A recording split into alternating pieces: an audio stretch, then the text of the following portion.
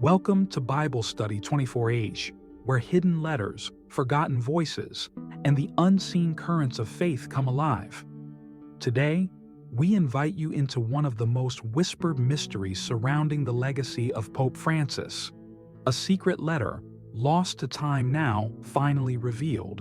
It was not written to a king, not to a cardinal of old power, but to a humble servant, Luis Antonio Tagle, a man whose heart mirrored the gospel more than the grandeur of thrones.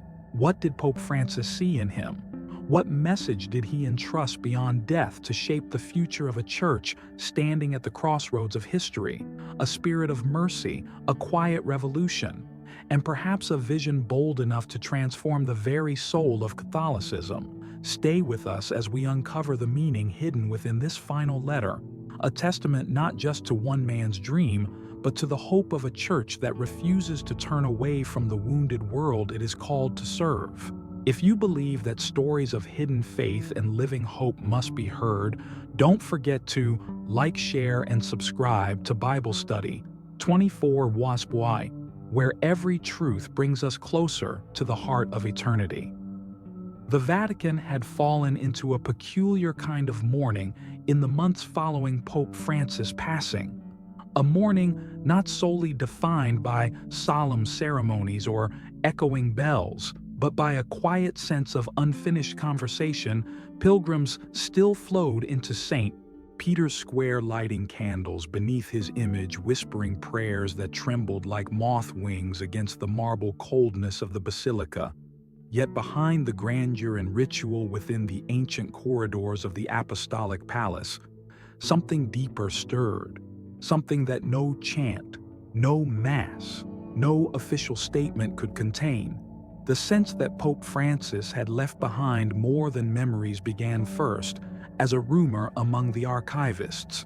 In the cavernous depths of the Vatican's archives, among yellowed manuscripts, dusty conclave journals, and letters penned by popes long swallowed by history, a sealed envelope was found. Misfiled, tucked between records that dated back decades before Francis had even been ordained. The discovery was accidental. Almost casual, a young cleric searching for baptismal records stumbled upon it when a brittle folder crumbled in his hands, scattering its contents across the floor. At first, it seemed insignificant, merely another artifact among countless forgotten relics. But when the red wax seal came into view, marked not by the papal tiara and crossed keys, but by a simple imprint of a shepherd's crook encircled by olive branches, the air around the discovery shifted. The shepherd's crook, the sign Pope Francis had chosen in his earliest days, a symbol of service over power, of guiding rather than ruling. It was no ordinary letter. The envelope bore only a single name handwritten in a script, unmistakably his, Luis Antonio Tagle. The news of the discovery traveled quietly at first, like a ripple under glass. Only a few were informed: the archivist of the Vatican, a handful of trusted aides, and inevitably those whose job it was to assess whether the contents needed to be buried forever or brought into the light. The temptation to conceal it was powerful. The Church, still adjusting to the absence of a pope who had unsettled centuries of tradition with his simple gestures and radical tenderness, was vulnerable. Another shock, another unpredictable echo of Francis' restless spirit, could unravel the fragile balance carefully maintained in his absence. But some voices, quieter yet stronger, prevailed. Francis had spent his life lifting the hidden into the light, calling the unseen into visibility.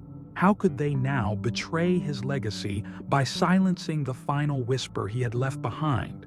And so, under heavy discretion, the letter was delivered not to the public, not to the press, but directly into the hands of Cardinal Luis Antonio Tagle.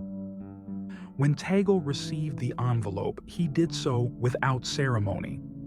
No one recorded the moment. No one crafted official statements.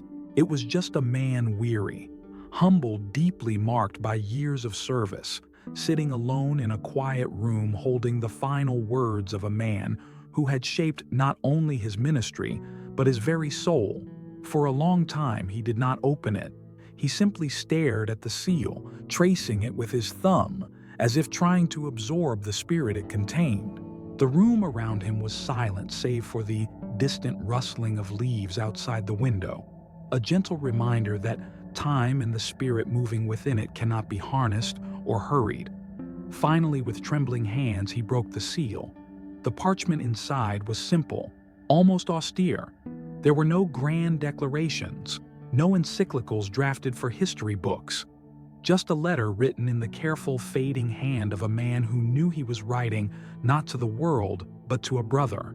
Tagle read, slowly savoring each line as if the Pope's voice spoke directly into the hidden chambers of his heart. "My dear Luis," it began, "if you are reading this, then my journey has reached its end and yours must deepen, not upward into power, but downward into love. Not into the palaces of men, but into the wounds of the world they often forget to see." Tagle paused, closing his eyes against the sudden well of tears. "You carry my spirit not because I have given it, but because you have lived it long before any title found your name. You have walked the forgotten paths. You have listened where others spoke. You have knelt when others sought thrones. I do not entrust you with a crown. I entrust you with a cross invisible to those who hunger for status, unbearable to those who have forgotten how to suffer with the suffering. There will be those who call you weak. There will be those who call you naive. Smile at them. They are speaking of themselves, not of you. Remember Luis. A true shepherd smells of his sheep, not because he wishes to, but because he cannot help it. Love them until it hurts. Serve them until you disappear from their praise, and in doing so, you will resurrect not your name, but the name of the one who called you." The letter ended simply, "Walk quietly, walk boldly, walk with your sandals soaked in mercy, and wherever the bridges are broken build." There was no signature at the end, no grandiose flourish, just the faint outline of a shepherd's crook drawn in a single trembling line, the final act of a man who had once dared to believe that tenderness could overturn empires. Tagle sat in silence for a long time afterward. The letter lay open on the table before him, but his gaze drifted beyond it into a horizon only the heart can see. It was not a command. It was not a coronation. It was something far more difficult, far more dangerous. It was a calling. A silent torch passed from one trembling hand to another. A torch meant not to burn for power, but to light the forgotten corners of a wounded world. And as the bells of St. Peter's tolled distantly across the rooftops of Rome announcing the closing of another day, Cardinal Tagle folded the letter carefully, reverently, and tucked it close to his chest. The world would continue as it always had, noisy, divided, hungry for spectacle. But somewhere in the silence behind stone walls and crimson robes, a different revolution stirred, the revolution of the bridge builders, the wounded healers, the unseen saints who choose mercy over might, service over throne, and love. Always love over fear. And so, as night fell over the eternal city, the first steps of a hidden journey were taken not with fanfare, but with the quiet courage of a man who now carried not just a letter, but a living dream. A dream that, like a bridge stretching across chasms unseen, would ask for everything and offer everything in return. Long before the letter was ever written, long before history would record their names together in quiet footnotes and whispered hopes, there existed an invisible thread between Pope Francis and Luis Antonio Tagle, a bond woven not by ambition, but by the slow, deliberate work of the Spirit. They were men shaped by different continents, by different histories, yet marked by the same gentle defiance against a world that too often worships strength and forgets tenderness. Jorge Mario Bergoglio of Buenos Aires and Luis Antonio Tagle of Manila were brothers long before the world ever realized it. Their journeys through poverty, through forgotten neighborhoods, through dusty village churches and noisy, crowded slums had written the same language onto their souls, a language that spoke of mercy, louder than doctrine of brokenness, more urgently than titles. Francis had first heard of Tagle during his years as archbishop, when a handful of rare, raw homilies from the East began to circulate among bishops who still remembered that the gospel was first a song before it was a statement. Stories of the young bishop from the Philippines, the one who wept openly at the plight of the poor, who refused chauffeur-driven cars, who knelt beside the dying without cameras or press releases, reached Francis' ears, and something in him stirred. When they finally met in Rome during an ordinary synod surrounded by politics disguised as piety and the silent maneuvering of powerful clerics, their eyes found each other across the great marble halls, and something unspoken passed between them. Recognition, not of position, but of heart. In a world obsessed with crowns and crimson robes, they recognized each other by the invisible scent of sheep, the mark of those who had stayed too long in hospital rooms, listened too long to broken confessions, and loved too deeply to ever be fully safe within the machinery of power. Over time, their connection deepened, not through grand declarations, but through the quiet moments few ever saw. Simple dinners, long conversations about the parables of Christ, not as theological arguments, but as living fires to warm a shivering world, laughter shared in broken Spanish and halting Tagalog, because joy, real joy, is the language of the kingdom. Francis saw in Tagle not a rising star, but a living reminder of the church he believed in, a church wounded, but still breathing, still singing. When he ascended to the papacy, Pope Francis wasted little time. He began to draw Tagle closer, weaving him quietly into the fabric of Vatican life, without headlines or political appointments that would make him a target too soon. He assigned Tagle key roles, not glamorous, but vital. President of Caritas Internationalis, steward of the Church's humanitarian missions. Prefect of the Congregation for the Evangelization of Peoples, the body responsible for tending to the growth of the Church in the world's margins. Francis knew the risks. Every elevation of Tagle drew suspicion from those who still dreamed of a church draped in power rather than wrapped in the simple cloak of service. But Francis did not seek safe stewards. He sought faithful ones. In Tagle's voice, he heard echoes of his own youthful fire, a fire dampened by years of carrying too much sorrow, yet never fully extinguished. He watched how Tagle responded to criticism with patience, with a smile that did not betray wounds, but transformed them into wells of compassion. He saw in Tagle's tears when he spoke of refugee children or displaced families, not weakness, but the most dangerous kind of strength, the strength to feel deeply in a world that rewards indifference. In private letters, Francis would sometimes tease Tagle, affectionately calling him Figlio del Sorriso, son of the smile, not because Tagle was naive, but because he had learned the rarest wisdom that joy and sorrow are not enemies, but companions. When the church faced scandals that shook its moral credibility, it was Tagle, Francis trusted to speak to the wounded, not with scripted apologies, but with the trembling sincerity of a man who knew what it was to kneel in ashes and weep. When conversations turned toward the future, toward what kind of shepherd the church might need after Francis's own frail voice was gone, he never spoke publicly of succession. Such things he knew were dangerous to name aloud. But among his closest friends, he once said quietly, almost wistfully, "The future will not be built by those who hunger for crowns. It will be built by those who hunger for mercy, by those who know the cross before they ever touch a throne."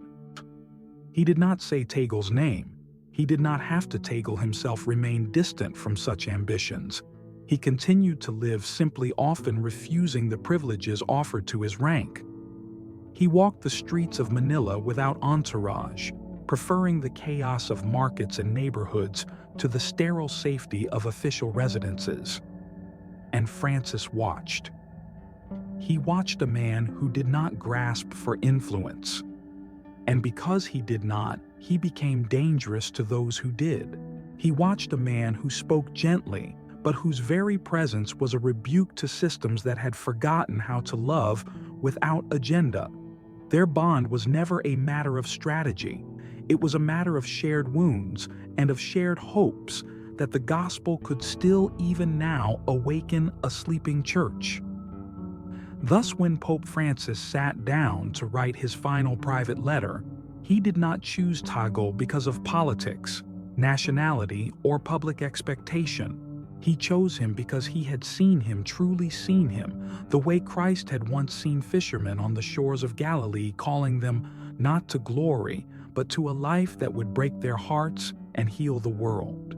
And so, hidden from the eyes of a world still obsessed with pomp and pageantry, Francis entrusted his dream not to a kingmaker, not to a diplomat, but to a bridge builder, a man who carried the gospel in the only way that ever changes anything, through tears, through laughter, through wounds that bleed love into the cracks of a broken world.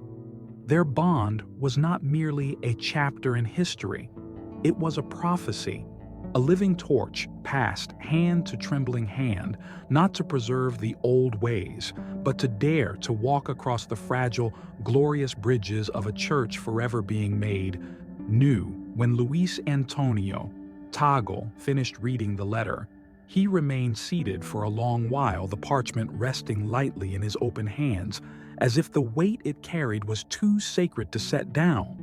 The words Pope Francis had left him were simple, heartbreakingly simple, but they held a gravity that went beyond personal affection.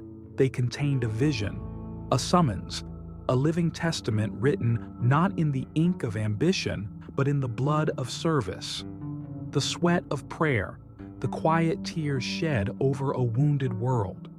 It was not a letter of succession. It was not a commandment or an endorsement carefully crafted to influence the College of Cardinals. It was something infinitely rarer, a transmission of spirit. Francis had spent his papacy tearing down the gilded walls that separated the church from the suffering. He had exchanged crimson for simplicity, grandeur for proximity. Now, in his final private act, he passed this mission not as an official directive, but as a deeply personal plea to a man he believed understood it not merely with his mind, but with his very being. Throughout the letter, Francis did not speak of doctrine, nor policy, nor theological battle lines. He spoke of bridges, build bridges where others build walls. He wrote, "Where fear tells you to retreat, step forward. Where anger hardens hearts, kneel down. Where power is hoarded, scatter it into the hands of the forgotten." Each line read like a gentle rebellion, a quiet revolution woven into the soul of the church itself. In a world increasingly torn apart by suspicion, division, and tribalism, even within the body of believers, Francis saw bridge building as the only path forward, the only true echo of Christ's own footsteps. You were not called to protect the fortress. Francis wrote, his hand growing more unsteady with each passing paragraph. You were called to make it a home with open doors and broken walls where every exile may find rest. And then came a sentence that struck so deeply into Tagle's heart that he would later confess he felt the air leave the room when he read it. Mercy is not a strategy, it is a wound you must carry until the end. Francis knew what he was asking. He was not offering Tagle a throne. He was inviting him to live crucified love, to become a living contradiction in a church still struggling to balance holiness with humanity, tradition with tenderness. The letter continued, recounting not the successes of Francis's papacy, not the historic synods, not the celebrated reforms, but the hidden agonies he carried alone, the letters from survivors of abuse that he read by candlelight and wept over, the silent prayers he whispered outside migrant camps, where barbed wire sliced across the earth like scars. The days when political pressure demanded compromise, but conscience demanded a cross. You will be tempted, he warned, tempted to smooth over the wounds, to silence uncomfortable truths for the sake of unity, to choose the easy way, the path of applause, rather than the lonely road of fidelity. Unity without truth is not unity. It is a masquerade. Peace without justice is not peace. It is the tombstone of hope. Tagle could feel the tremor of Francis's spirit breaking through the worn parchment. This was not a man clutching at power or seeking to control the future from beyond the grave. This was a father, begging his son not to lose sight of the gospel when the night grew cold and the road seemed endless. And at the heart of it all, over and over, the letter returned to one single burning command: bridge the divide between rich and poor, between the West and the forgotten margins, between the sinner and the saint, between the church as it is and the church as it is called to become. When you no longer recognize yourself, Francis wrote, when the faces around you frown at your stubbornness, when even your brothers in faith whisper that you have lost your way, remember this: you walk not to please them, but to follow him. You will never be alone. You will walk in the footprints of martyrs who smiled at the gallows of saints, who died unknown, of mothers who chose to love when the world said it was useless. Francis' words painted no illusions. He did not promise success. He did not promise safety. He promised only this: that love, raw, aching, inconvenient love would always bear fruit, though often in ways unseen by the world's cold eyes. As Tagle read and reread those final paragraphs, he realized something more profound still. This was not merely about himself. It was not even about the papacy. It was about the soul of the church itself. Francis understood that movements of the Spirit do not depend on the charisma of individuals. They depend on the willingness of ordinary hearts to say yes, again and again, to the extraordinary demands of love. The bridges you build, Francis wrote, may be burned by those who fear what they reveal. Do not despair. The ashes of today are the seeds of tomorrow's fields. Trust in the slow work of God. Trust in the seed sown in silence. Trust that mercy once given does not die, it multiplies beyond every calculation. At the end of the letter, there was a final message handwritten in a script so faint that Tagle had to lift the parchment to the light to read it. If you doubt, and you will remember the olive tree. It bends. It weathers storms. It seems dead through the harshness of winter, but deep within life stirs. You are not called to succeed. You are called to be faithful. Be the olive tree. Tears filled Tagle's eyes as he folded the letter. Once more, his fingers lingering over the trembling lines, he understood now. The letter was not an instruction manual. It was not a torch of power passed from hand to hand. It was a seed, fragile, fierce, alive, placed into the trembling hands of one who might yet dare to plant it in the hard soil of a divided world. It would grow not in palaces, but in slums, not in press conferences, but in whispered prayers, not through proclamations, but through lives quietly spent in service and love.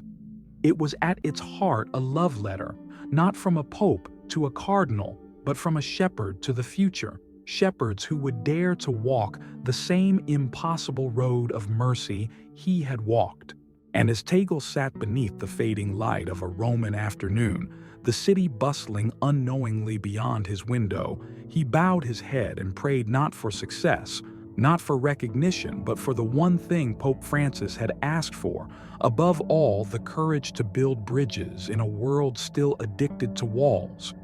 When the existence of the letter was eventually whispered into the broader currents of the Vatican, it was not announced with trumpets or flashing headlines. It seeped into the consciousness of the Church like a river slipping under a locked door, slow, relentless, unstoppable.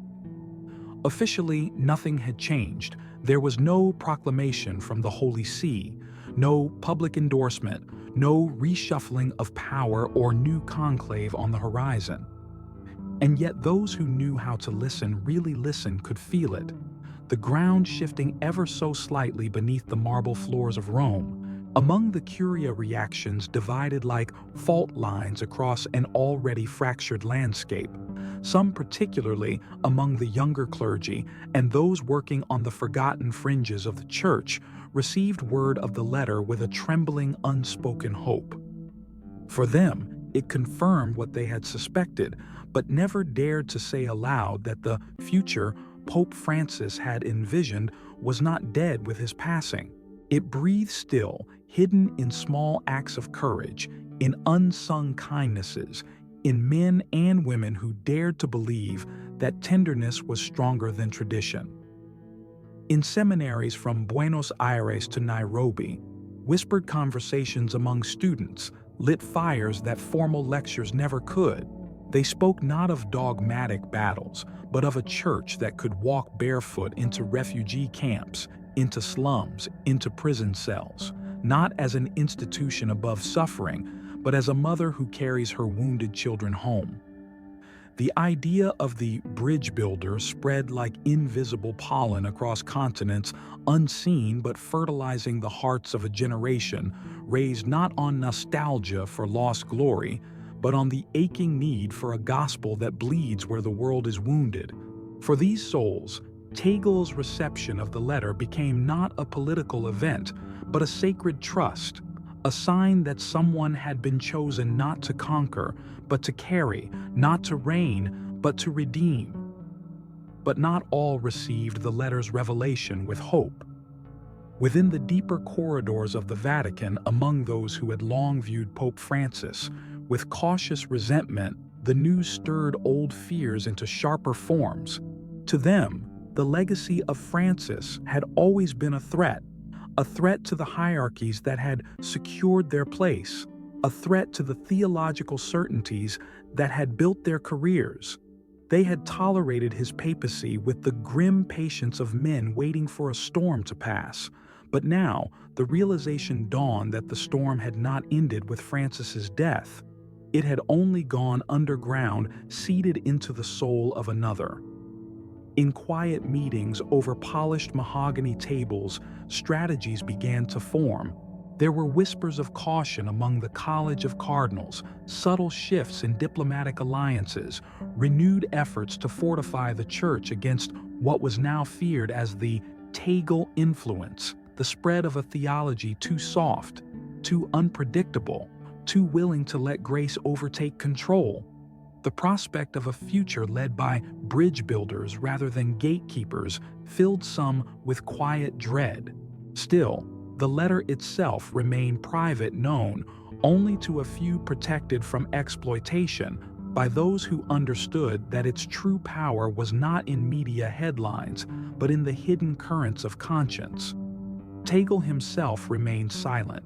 He continued his work at the Congregation for the Evangelization of Peoples, continued visiting migrant camps, continued preaching homilies so simple they often embarrassed scholars who had long since forgotten that the gospel was first meant for fishermen, not philosophers. He spoke little of the letter, even to those closest to him.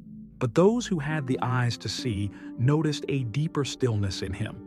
Now, a gravity tempered not by ambition, but by the unbearable tenderness of carrying a torch lit by a dying hand. Across the globe, in parishes and villages and cities, far from the grandeur of Rome, small changes began to unfold. Priests preached less about rules and more about reconciliation. Religious sisters started initiatives not to build bigger churches, but to rebuild broken communities. Lay people, often unnoticed and underestimated, began gathering not to defend the faith with arguments, but to live it with outstretched hands. The idea of Il Ponte, the bridge, rooted itself quietly into the heart of the church.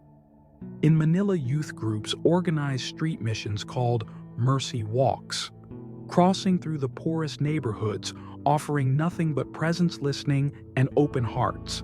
In Nairobi, a bishop inspired by the hidden letter tore down the fences around his cathedral, declaring that no wall should separate God's house from God's people.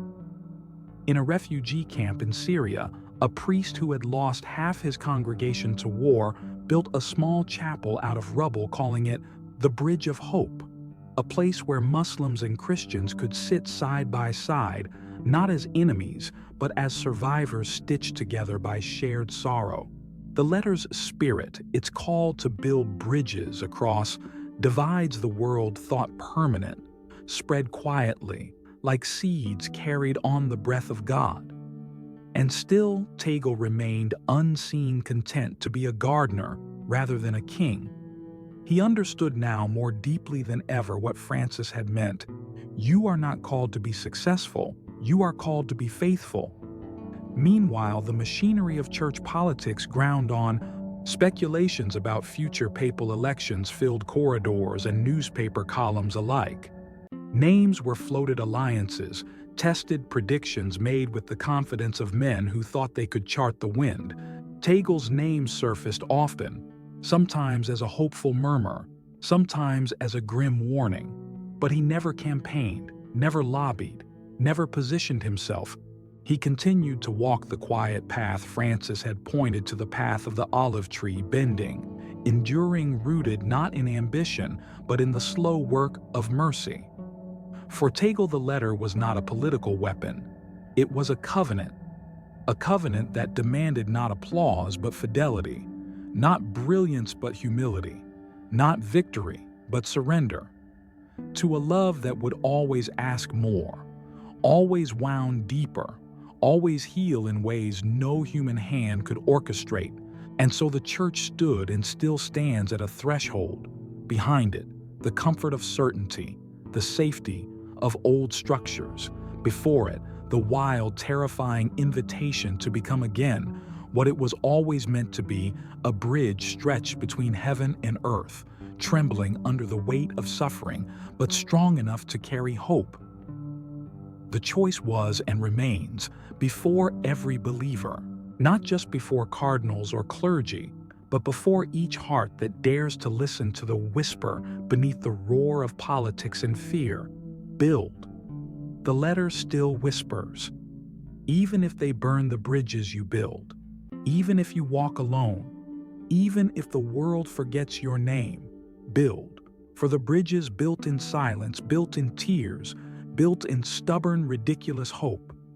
These are the bridges that endure when empires fall and monuments crumble, and somewhere, perhaps, unseen, Pope Francis smiles, not because his dream was easy, not because it was guaranteed, but because somewhere in the trembling hands of a man who still dares to believe the dream is alive, still fragile, still impossible, still burning with the wild fire of the Holy Spirit, still enough. The story of Pope Francis's hidden letter to Luis Antonio Tagle is not merely a relic of memory tucked away in the secret chambers of the Vatican. It is a living whisper carried by those who dare to believe that the gospel is still unfinished, that bridges must still be built, even when the world prefers walls. It reminds us that the greatest revolutions are not shouted from balconies. They are planted like seeds, quietly, stubbornly, faithfully, into the trembling soil of human hearts. Somewhere today, in forgotten corners of the world, someone is crossing a bridge. They did not build a bridge shaped by unseen hands, watered by silent prayers, and made strong by the blood and mercy of those who dared to walk the harder path. Perhaps you too are being called not to power, not to fame, but to build.